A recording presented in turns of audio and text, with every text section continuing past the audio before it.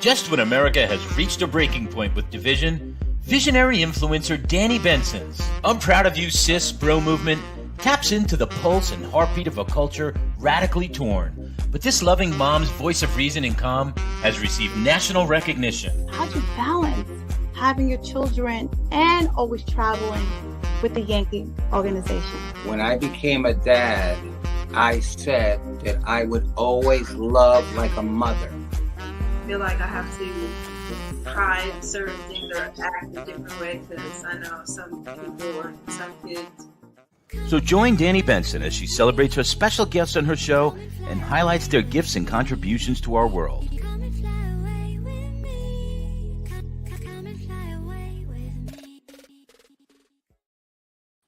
Hi, everyone. How is everyone doing today? My name is Danni Benson, host and founder of I'm Proud of You Sis. Please like, share, and follow. And of course, comment. My show comes on every Thursday, channel 20 on Optimum channel. So please make sure to view and support. And you can also, my handles, I'm Proud of You Sis. I'm Proud of You Sis. You can find me anywhere on all streaming platforms. I have an amazing guest that I want to give her flowers. Her name is Netanya Lewis, and this woman is amazing. I wanted to give her flowers to let her know what she's doing matters to us all. Netanya Lewis is a board member of V20. She also chairs the Melville Chamber of Commerce. She's an author, coach, speaker, and also helps run her family franchise called Battery Plus, located in Melville Huntington Station in Long Island. And she is a digital marketing agency assisting. She's a digital marketing agency. She has a digital marketing agency, which, you know, we're all on social media right now. And we need someone like her to make sure that what we're posting is actually, you know, showing growth, showing purpose, showing that, you know, followers are coming on, followers are engaging. And she measures that and she advises you what to do and what you shouldn't do, because what we want is not just like posting, but we want followers, we want engagement, in the hopes that what message we're putting out there really matters to who's watching us. So I want to welcome Netanya Lewis to the show. Hi, Netanya. How are you today? Hi. How are you? So what is okay? So I would first of all, you look fantastic. Oh, thank you. No, you look beautiful. I wanted to give you your flowers because you're doing all of this and you're only in your 20s. That's true. That's true. So I can't even imagine. Well, I can't imagine because your trajectory is on a good trajectory, but you're going to accomplish so much more because you're doing all these things right now and you're managing doing all these things right now. So I first want to ask you, what inspires you? Okay. Sure. So I would say there's many things that do inspire me. However, I want to say number one is my family. So just like transparent, my dad and my mom, they always were my biggest advocates, right? So they always said that I could do whatever I want, put my mind to it, and I can get it done. So just having that type of support system really helps me. Your dog, wait, you're really helped me just say these are the things that I want for myself. So I would say number one is my family. The second is the potential for generational wealth. So of course, not only am I worried about my trajectory, but also for my family when I decide to have kids and get married and all of those great things. So I want to say my present and as well as my future. That is definitely good, because how do you feel about your generation's trajectory? Just you're in your 20s. Are you hopeful? I want to say I am. And not just because my goal is to impact, engage, and influence every generation before and after me. But if you just look at today's climate, right, and the economy and just where we're headed, even if you're just listening to the news, right, and you see everything that's going on, whether that's the protests from like the Palestine and Israel, just like looking at everything from a larger scale, right? I feel like the next generation, they're really vocal about the things that are important and things that matter to them. You know, at the end of the day, you want to stand up for your values, your beliefs, your cultures, etc. So I do have hope for the next generation. And it's important for the next generation to see key or leadership people in those roles and doing the things that they need to do in order to help society move forward. So I have faith in them. Well, since you mentioned the Palestine thing, and I know all the protesters are all almost all over the country in the colleges. Even like this morning, I went to NYU. That's my alma mater. Hi, Oh, I love NYU. congrats! But I know they called in for the NYPD to come in and just clear out. And the reason that I like that. Look, I don't want no one getting hurt, like, you know, because other students, Jewish students have the right to come on campus and feel safe. So I'm going to put that out there right now. But our country was built also on protests. Our country was built on, freedom of speech, protest. If we don't like something, we have the right to protest without feeling any type of repercussions, as long as you are protesting peacefully and not harming anyone. Your future generation has a lot going on right now. I feel that they're dealing with inflation because things are more expensive than when I was growing up, for sure. They're dealing with housing. Housing is way more expensive than I remember just growing up before. They're dealing with also careers, job. They're dealing with job, that includes AI. Is that going to, take over? They go to school paying all this money to get a degree. Is AI going to not even take over their jobs? Because I think there still has to have a human factor behind, AI. Yeah. But is it going to lessen, what we can do versus what a machine can do? Because obviously a machine is probably going to be much quicker, even in thinking, than a human. Yeah. And also I hear like a lot of, on my point of view, a lot of kids I talk to says it's harder to have a family of 5. I might have maybe 1 kid. And some of them saying I might not even have a kid because I don't even know how I'm going to afford childcare, which is over the roof. Grocery over the roof. My girlfriend just got a car and her car payment is $700. I was like, I sat there, was like, that's not even including collision, which is another $300.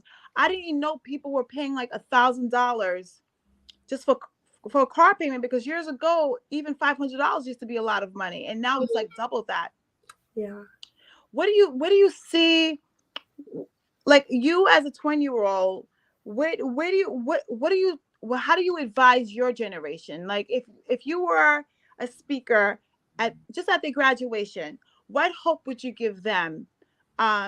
Just you being out of college for like a couple of years, what hope would you give them to let them know that you're still hopeful?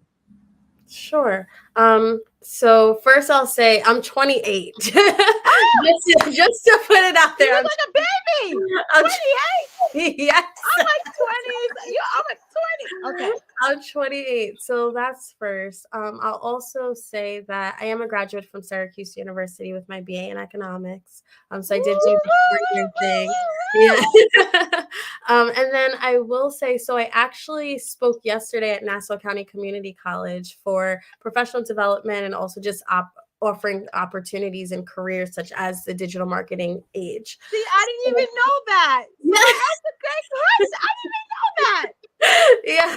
So and I did a speaking engagement last week at 5 Towns College. So it was a panel discussion with the Melville Chamber. However, my dynamic or my target audience is geared towards those individuals that are either recent graduates or moving towards their graduation period.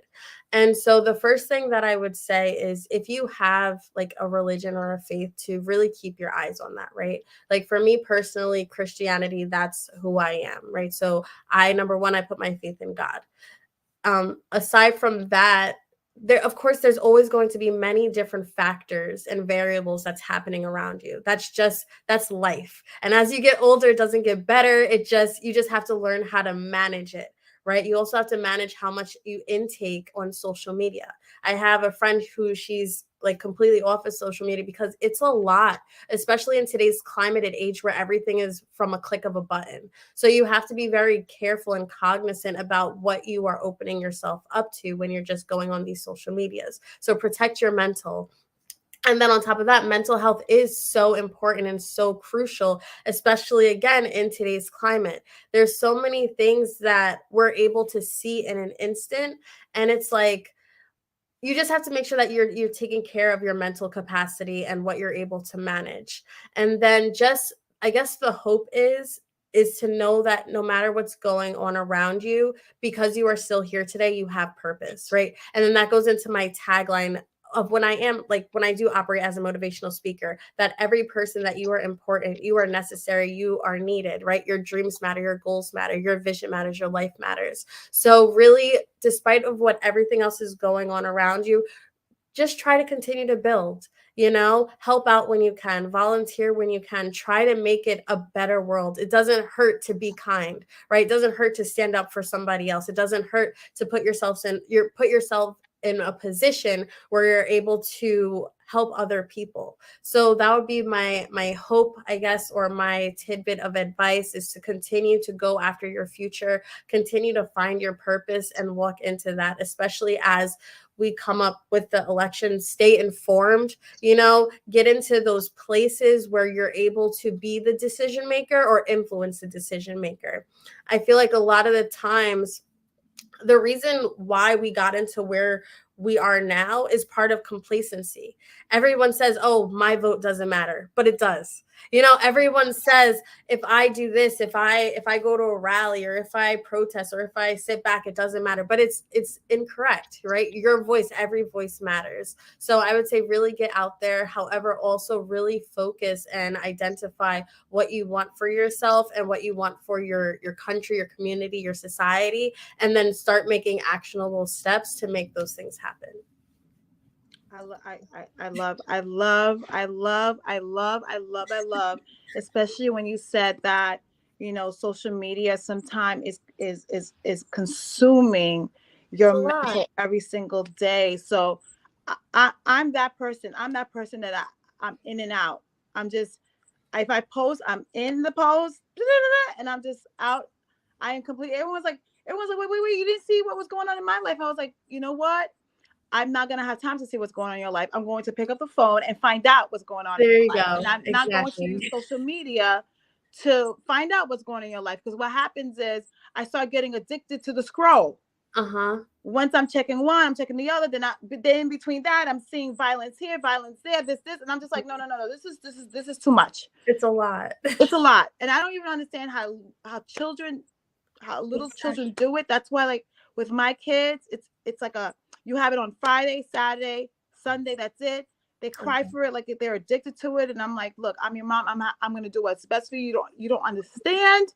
But too much consuming of information is going to bring you to a space of depression, only because it's just, I feel like you just get more negative news and good news, and you just consume into it. That it does pull you into this to thinking that the world is more negative than positive. Exactly. But I tell people all the time, there's a lot of positive things going on in the world, but because it's clickbait, people like to see negative, because people like to chime into the negative, but because positive is boring to people. Exactly. Yeah. Being a good person is boring to people.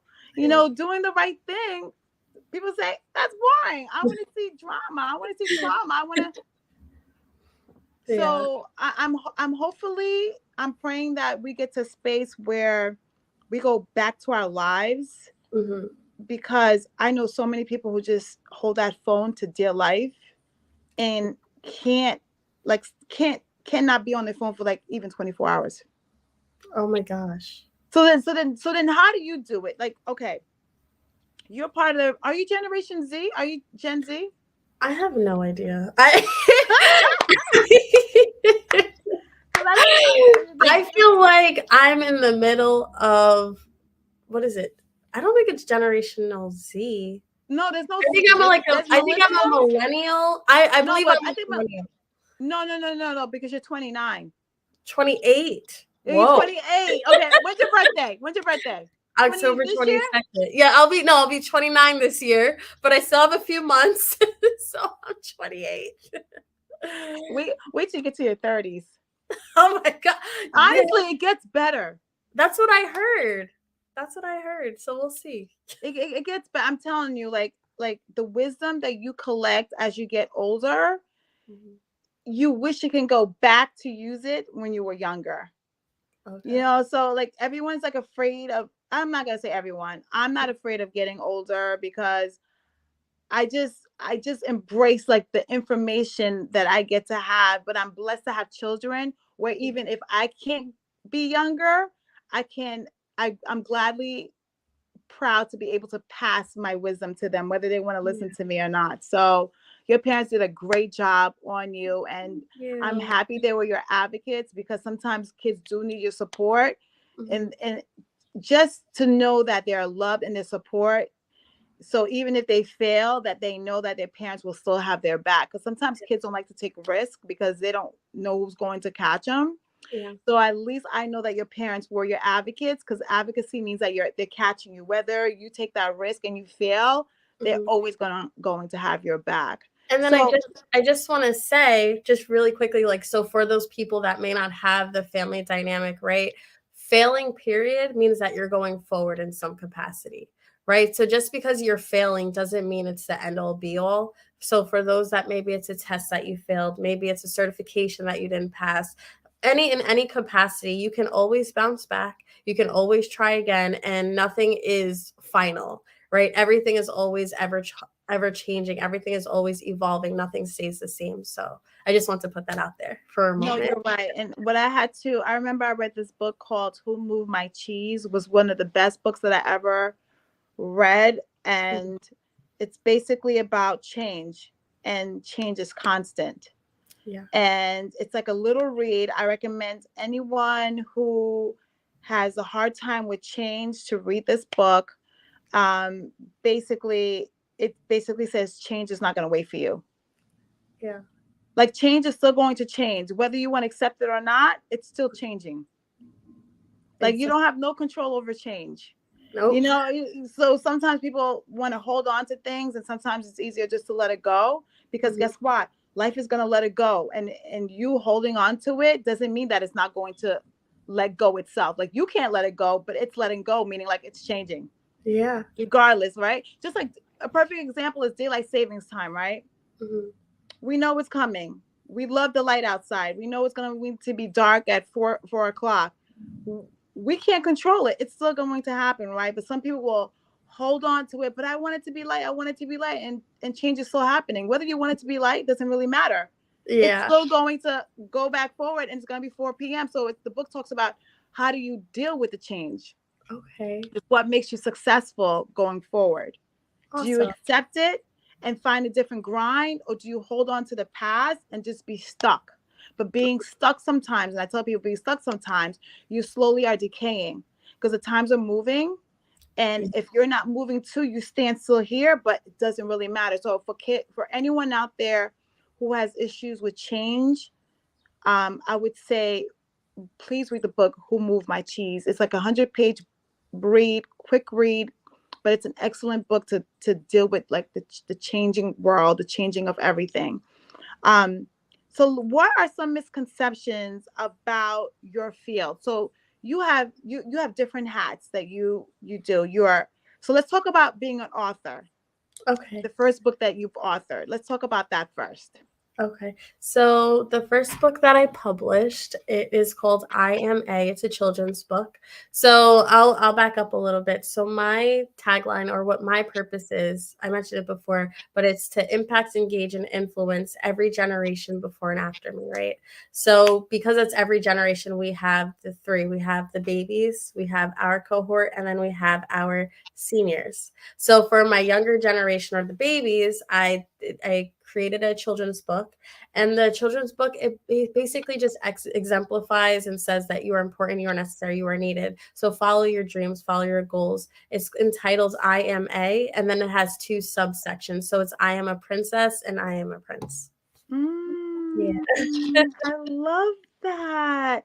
And what is the book? So when it says I Am A, what is the book about? Like, what is the main idea of the book? Like, what theme that you're trying to convey to the Sure. audience? So the theme of the book is really just going after these goals, right? So you have your parents that you're looking up to, and they're taking like this little girl and this little boy through different life experiences. So whether that's voting, right? Whether that's going to the park and making a decision, maybe that's going to the kitchen and making some type of dinner or anything like that. So it's just different it's a short book. So it's just like little situations, little scenarios where the kid is looking up to the adult or the parent figure and just getting help, right? And then the parent exemplifying this role of like, you can do whatever you put your mind to.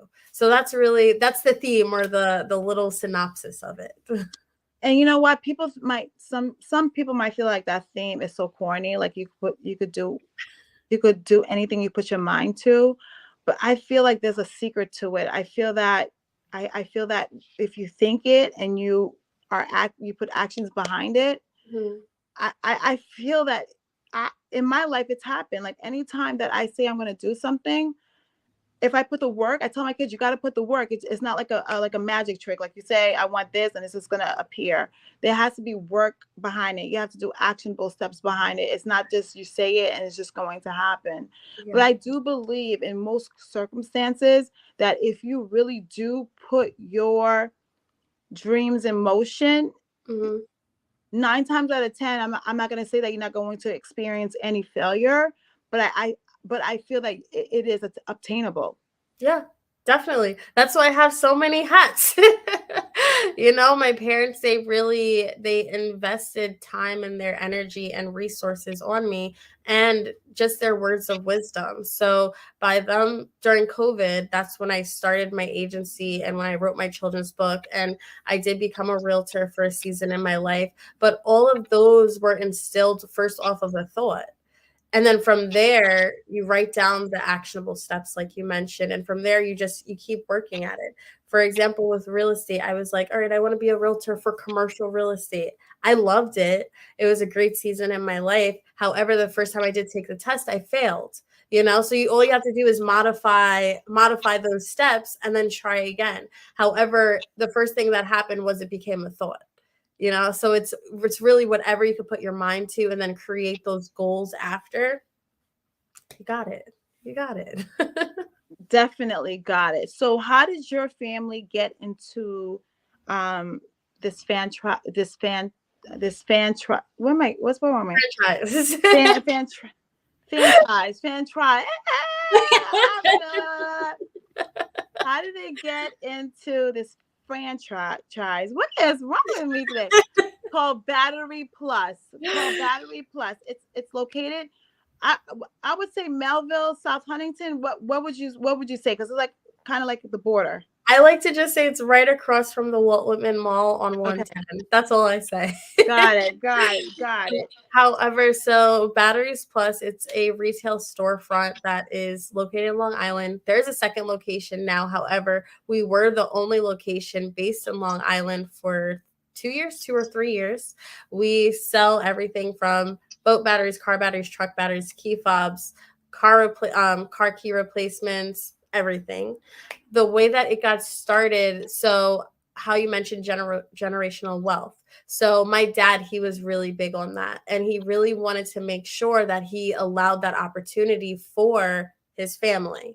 So I want to say maybe about because my dad, he actually transitioned. He passed away about 3 years ago now.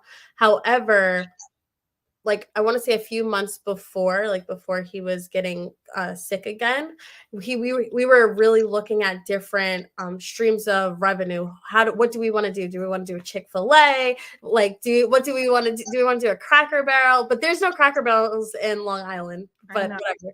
So you know what? They should be. They should be, but they're they should. I don't know why. And I just personally, I really like Cracker Barrel, but I digress. So anyway, so he had a really great experience in Virginia. And then because my family, they're mostly in Virginia. And then towards the end of his transition, he kind of signed the lease. And then he left this like large project with us. So it's me, my mom, and my brothers, and my brother's wife managing this store when we do not have any franchise or business ownership, any real capacity experience. So it has been a roller coaster, to say the least. However, we finally got the catch of it, or got the gist of it. However, it really started from my dad's idea, right? Because he had an idea first, and then just executing it, making the actionable steps in order to acquire this thing, and then leaving it into our hands, for us to figure it out. But that's really how it started. He really wanted to create an opportunity for his children and his wife and everything like that. And so with your dad giving you guys this opportunity to see how you can start a franchise, would you ever open other franchises? I don't know why I'm not saying this word right. I'm like tongue-tied today. Franchise, like I got a syllable. I'm like, oh my God, what's wrong with me today? Okay. It's okay. Me personally, I would not, just because it's different, like, so franchise, it's your business, but it's not, it's not like my digital marketing agency where I can make any change that I want. Like I'm the top, You're the CEO, you're the founder. Exactly. You own the baby. Yes. I own the baby. Yes. With a franchise, you're like a manager. You're a manager, like you still have the capacity where you can do everything you want. However, there are of course some things that you have to get clearance from, so it's just like, it's like a partnership. So it's just a different process, or a different way of interaction when it comes to your business. So instead of you making your own ideas from jump, of course you just have like regular regulations, guidelines, etc. So I mean, me personally, I'm good. I'm good. And then also, like, batteries are heavy, so it's a lot, but it's okay. It's created a great relationship and a closer relationship with my family, because now we're all in this process of learning and relearning, right? So my economics degree, so the things that I know about that is coming into play. Victor's management is coming into play. My mom's HR is coming into play. So it's all of us figuring out the pieces of this puzzle and then putting it all together to make Batteries Plus and Huntington. I mean, you know what? That is a beautiful thing. But when you have children, what would be your idea of generational wealth? So I'm not sure. So I will say one thing that I'm, I guess, nervous about, right? So you said, what advice or hope would I give the next generation? So I also get like nervous, right? What does the future hold if I was to have kids? How safe are they really? So I have those concerns also. So if I was to have children, find a husband, all that jazz. I'll say when I find a husband. And you know what? I have to say this because the times are changing now, that I know our parents expected us to get married, expected us to have kids and all this other stuff, but it's changing now. It's okay if you don't get married. It's okay if you don't have kids. People are in their 50s, 60s still having the time of their lives. It's not how it used to be back in the day that by 35 you were old goose. Because I'll go to lounges and stuff and see 50-year-old people still having the best time of their life. So your life doesn't stop at, I remember it was 35 was like, oh my God, you're old. No, you know, I think 50 is basically the new 40, 35, to be honest with you, because I don't think they ever want to get old, right? Yeah. So I just want the audience to understand that the parameters that our parents put on us and their parents put on them, I feel that no longer exists. You can do whatever you want to do to make you happy. If you don't want to have kids, it's fine. If you don't want to get married, it's fine. If you want to just be in a committed relationship, it's fine. You know, so I didn't want to put you on the spot because I don't know what you want. I don't know if you really want to get married or have kids. And I don't know either. Thank you. I know I definitely want a husband. I definitely want the vacations and flying. I definitely want all those things. However, with kids, I might have to have like a 24/7 nanny or something to consider it. To consider, that's what I need. That's my boundary. However, for that generational wealth, I do want to say that I see myself passing that to them if that is something that I eventually do, and I would probably do that through real estate. You know, I am getting to a place where I'm looking to expand my portfolio, which is exciting. And then I would probably also do that, like if my digital marketing agency is self-sufficient in a way where I don't have to be the operating manager of it every single day, that'll probably be a piece of it. So I mean, there's a few things that I'm thinking about. However, I haven't thought about it in that capacity necessarily just yet. No, I completely understand. But let's talk about the digital marketing agency that you have and like the service that you provide for your customer, because digital marketing right now is so important, especially if you have a brand, a product, or service on social media, because they basically help you handle that to the point where you're not just posting and you're not getting any return. You know, what you do, you're the expert of how you do get the return, how you do get the followers, how you do get more exposure in an area that there's so many people posting at the same time. There's probably like 1 million posts per second. Yeah. So what is your agency? First of all, what is the name of your agency, and what does your agency provide for the audience that are looking at the show right now and beyond? Sure. So I would say my agency is called I Am DMA. So that just stands for I Am Digital Marketing Agency. Under that, I have different subsections. So I have a designated website designer, a designated social media manager, designated social media marketer. I am looking to hire. So just in case anyone is interested, I am looking for interns. However, what I mainly focus on is really managing small and local boutique businesses, whether that's like management owned or small business ownership, and really learning what those needs of those businesses are and how to either leverage or capitalize their needs and transfer that into applicable, I guess, like an applicable perspective where people can actually gain or add value to their business. So whether that's focusing on their KPI, so their key performance indicators, or whether that's focusing on customer engagement, more viewership, return on investment, so bringing customers into your actual physical store. So those are some of the key components that I focus on. So let me put it out there. Give all the while we're talking about your business, give out all your handles of where people can find you if they're interested of you, if they're interested of you running their business or helping them with the digital with their digital, like what do you call it, digital real estate. I call it real estate because I think that every person's page is their personal real estate. It's their name, it's their spot. You could find them. Yeah. So that's just the way I look at it, because you know it's so crazy. I even did a digital real estate for my kids.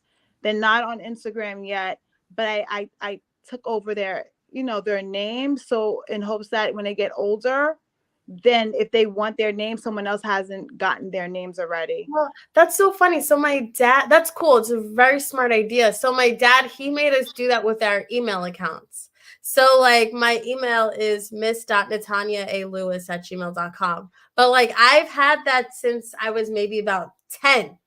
And I didn't use it until I was maybe in high school, but I think that that's such a great idea. It's smart. It's very smart. You know what else I did too, which people, when my kids were born, so my kids had their emails when they were born. Okay. So what I did was, I actually, like, any moment I had or anything that was going on that day, I actually emailed them because I wanted a chronological order. So when I eventually give them their email address, they can go back to when they were little and Oh, just know every single day I sent a note to them. I was like, oh my God, you made me laugh today, Mo.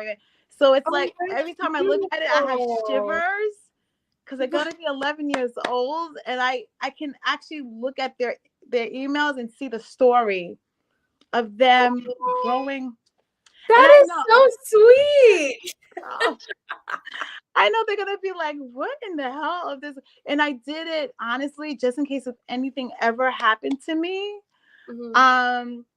I always wanted to be a memory to them, and I wanted them to know how much I love them. I didn't want people to tell them how much I love them. I wanted them to know from me because it's actually my voice and all the emails. So it's crazy how kids grow. It's a beautiful thing. But I advise parents out there, definitely do an email address for your kids and just leave little messages for them of love and care and everything. Because look how you just glowed because your dad did that for you. You should have saw your face. You were like, oh my God, and my father did an email for me when I was 10. Like who thinks of things like this? You know who Yeah. thinks of things like this? Parents who love their kids. Yeah. You know what I mean? Because you know that one day my baby's not going to be a baby anymore. Look at you. I know your parents are so proud. Thank you. I know your parents are so proud of you, like, because everything that they poured into you, you've taken that and made something out of it. So I know and that's why I'm so proud of you, sis. I got to put that hint in there. I'm so proud of you. I'm so proud of you, sis. So give all your handles right now as we continue the conversation for people who are trying to find you, getting to know you. And where do you speak and how do you are able to speak? And you have coaching in there. Do you coach kids? Because you are a terrific mentor. I don't even know if you realize that yet, but you are a terrific mentor. Thank you. So how would anyone who's watching the show definitely like get in touch with you? Sure. So I'll say for my website, it's www.netanyalewis.com. Oh, that's cool. Okay. Mhm. And then for my Instagram, it is Nay, NAY_ARIEL. It's like he read your mind, right? Thank you. And then what else will I say? And then in order to get in contact with me, I mean, my email is attached to that. I have my phone with me, like it's my life. So I always have my phone.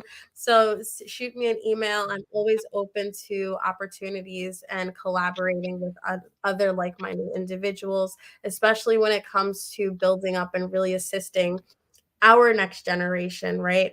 As they grow professionally and career-wise and just personally. So that's something that I am definitely open to. And yeah.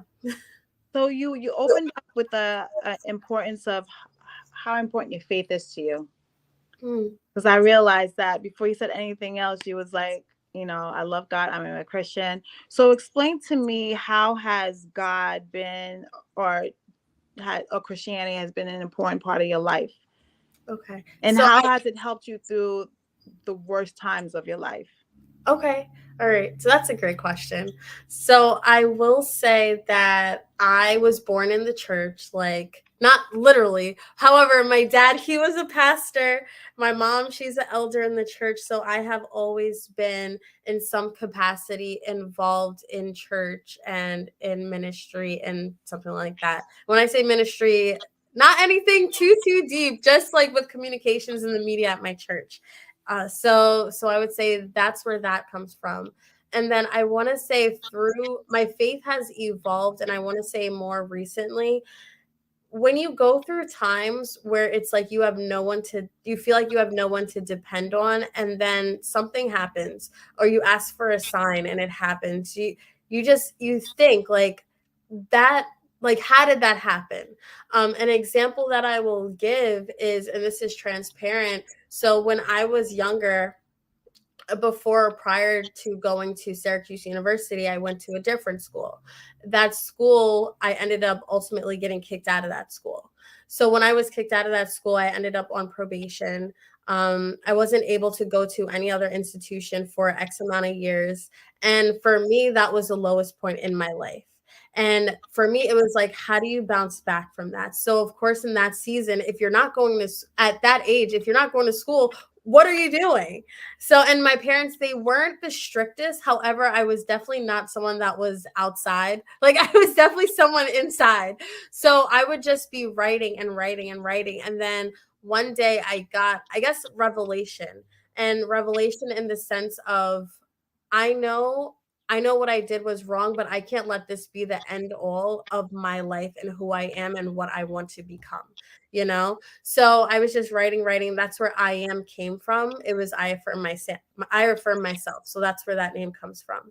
And then where I was in that situation, I didn't feel like my life mattered. So that's where the tagline, I remember I was at Planet Fitness. I was like laying down on the massage chair, just like typing, like, what am I going to do? So that's where I am came from. And then it was like, I affirm myself. And then the tagline was, I am important, I am necessary, I am needed. But then I was like, it's probably, I'm not the only person that has ever gone through this. Someone else has probably gone through a different situation, maybe not this exact circumstance, but somewhere along the lines, because no one is perfect, someone has messed up somewhere. So then that's where I changed it or flipped it to, you are important, you are necessary, you are needed. And then after that, like, then this is not me thinking, right? There's no way that me at 18 years old is thinking this deep and intricately about this whole plan. There's just no way. I was supposed to be, or I wanted to be, a broadcast journalist. Like, there's no way.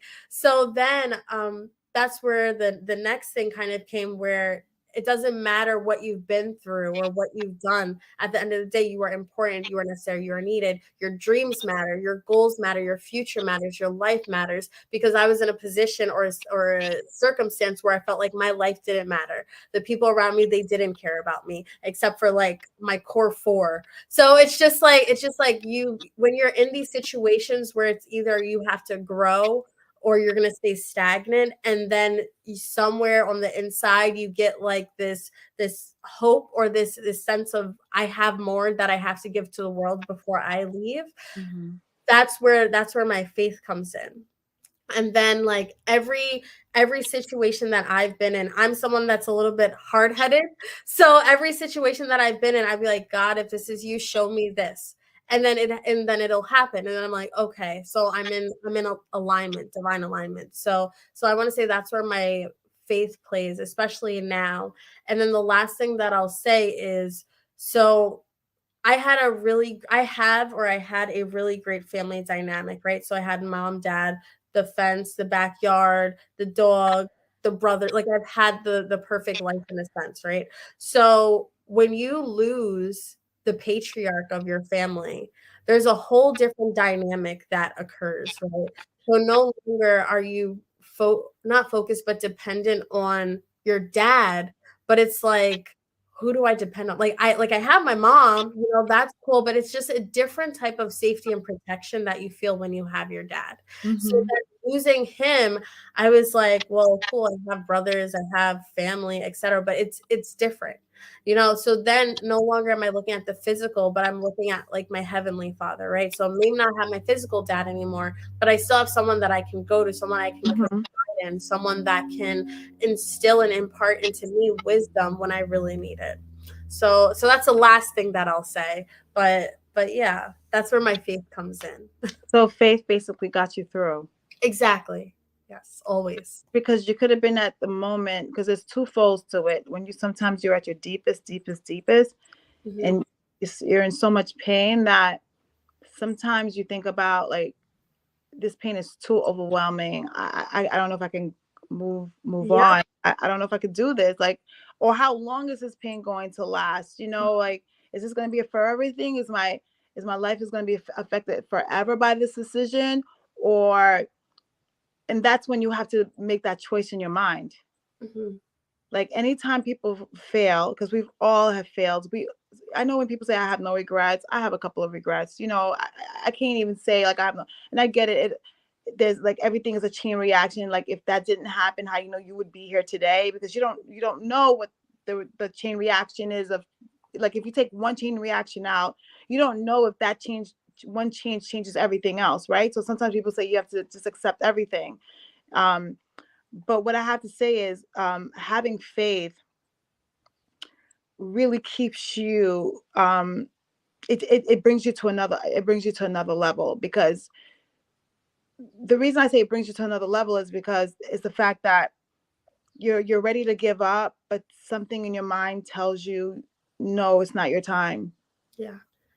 You know what I mean? And something in your mind tells you it's okay.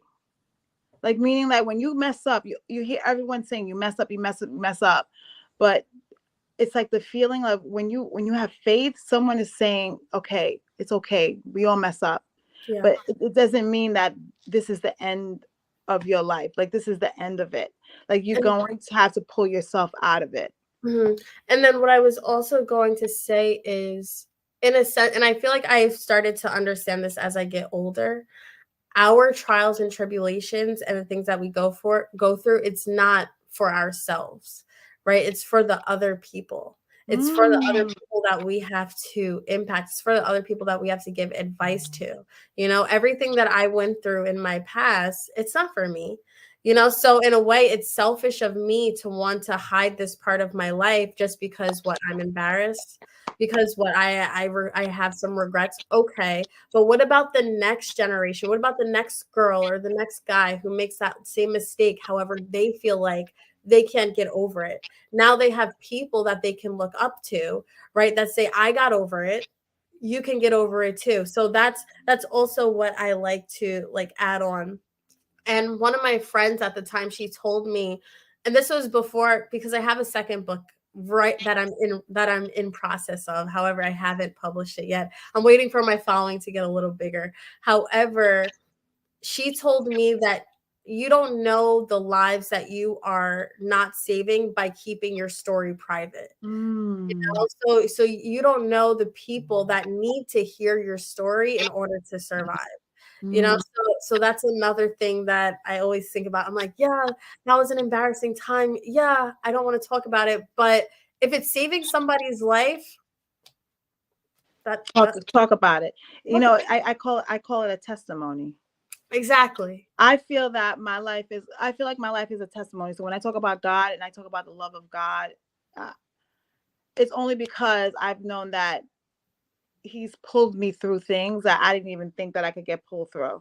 Exactly. Like, I never thought I could see the other side of it. Mm-hmm. And that's why it is good to share your story, to tell other people, like, there is another side. Look at me. You know, I went through this, but look at me now. I'm whole now.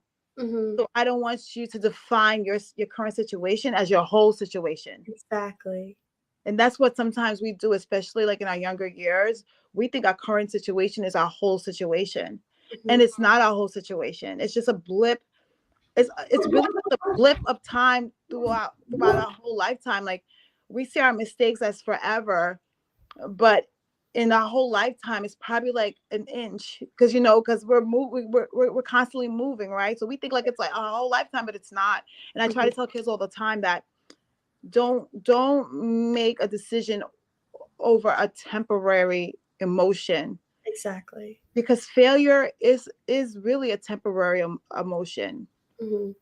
Do you understand what I mean? And sometimes we make decisions that temporary emotion becomes sometimes a forever emotion. Mm-hmm. Because we're using that feeling as to justify what we're doing. But whether we're justifying what we're doing is right or wrong, if it's wrong, it's wrong. Yeah. And the pain doesn't justify you doing that. And that's to say, you know, like, you know, the school shootings, like anything that you're going through in life, just understand that it's very painful, but we have to find a way to like push through. And I know it's easier said than done, but it's a pushing through that will be your testimony. It's a pushing through, because sometimes it's easy to give up, right? It's easy to be in your sadness forever, but we're here for a purpose. Exactly. We're here for a purpose, and that failure is part of our purpose. And that's what I tell my kids all the time.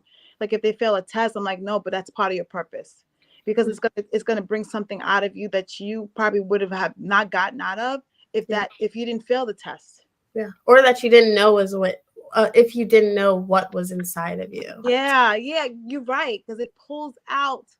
You're stronger than you think that you. That's the saying. You are stronger than you think you are. Mm-hmm. And you won't know your strength until you go through trials. Yep.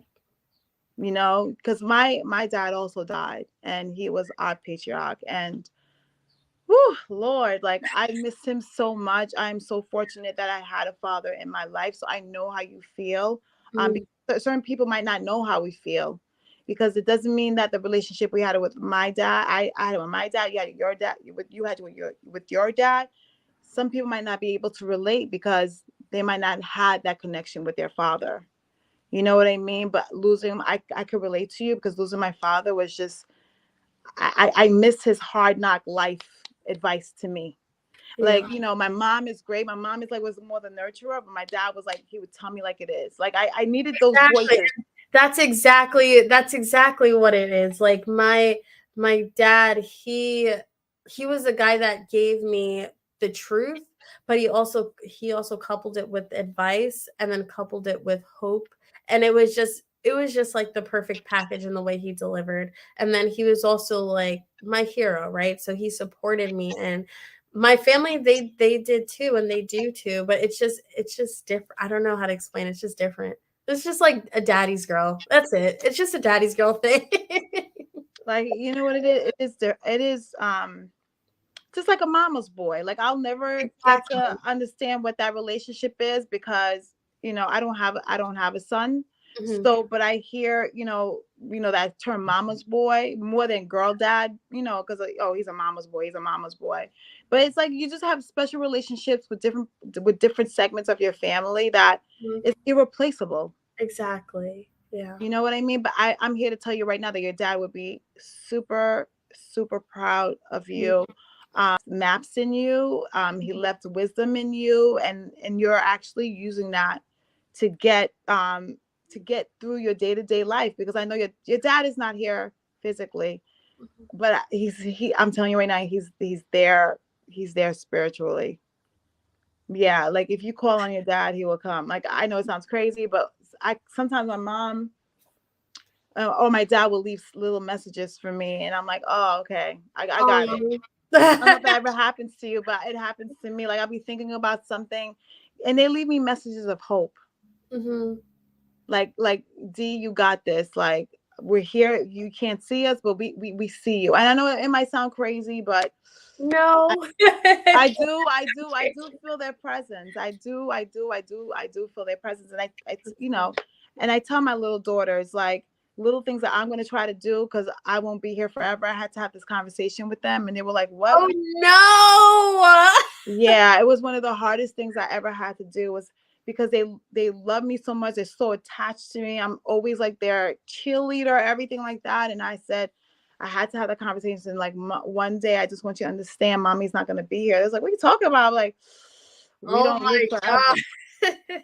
I don't think my parents have ever had that conversation with me. That's a hard conversation to have. It's a hard conversation to have, because I don't ever want them to think that I abandoned them. Mm. Because sometimes, like, I used to thank God I'm older, but I used to be like, Dad, you abandoned me. Like, why'd you leave? But I had to explain to them it's a cycle of life.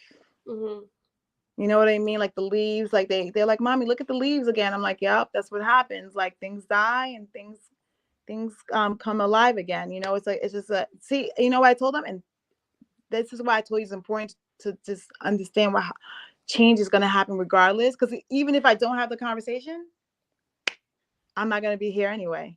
Do you understand what I mean? Yeah. So two of the most conversations I've had that my parents didn't have with me was death and sex. Mm. Like everyone's just like, you're talking about, you know, like, you know, it's a hard thing for me to do at 10 years old, but they're starting to get the hormonal thing. And I'm like, oh my, I was like, wow, That I was got mine at fast. 13. I got mine at 13. What do you mean I talk about? But I'm at that stage. I mean, they still don't like boys. They think boys are yucky. But I had to, someone told me, like, girl, don't be like your parents. You're going to have the conversation because they're going to get it from the internet anyway. See, the difference is we didn't have the internet. So now it's like what I do with my children is I have to beat the internet. Mm-hmm. You know what? You understand what I'm saying, right? You know, I gotcha. I had to, and that's why I don't know if you want to be a mom because it's so crazy. It's so crazy. Like the things that you have to teach your children that our parents kept from us. Like I lived in a bubble for a long time. Okay. And these kids, my kids are not in a bubble. They're 10 and they know, I'm like, they're saying things to me and I'm like, what? Like, so what are your future aspirations? I know that you say you're going to write, you're in the process of writing another book. I don't think that you should wait until you get your followers. You don't? No, I think your peoples will find you. I think whatever is meant for you to do, you just do it, and you don't do it based on like who's following you, who's watching you, because you want to know why? There's that person that's waiting for the book. Now you sound like my friend. I don't even know your friend. You know my friend.